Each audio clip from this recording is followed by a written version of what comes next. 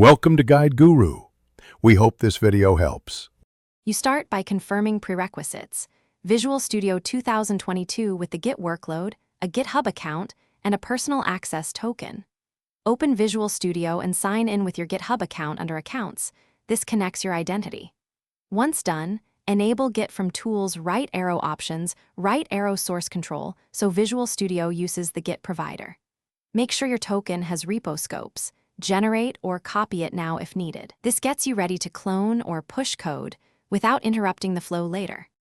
Now you perform the core connection, cloning or publishing. If cloning, paste the GitHub repo URL into Git right arrow clone repository, choose a folder, and let Visual Studio fetch branches. If starting local, go to Git Changes, initialize repository, commit a README, then choose Publish to GitHub and select the organization or personal account.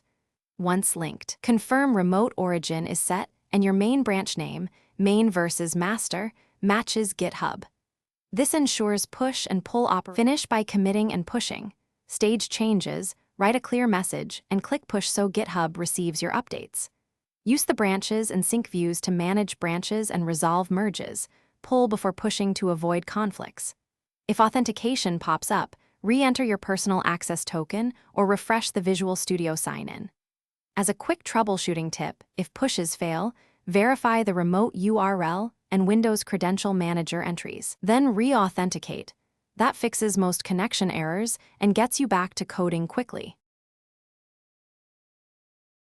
Thanks for watching.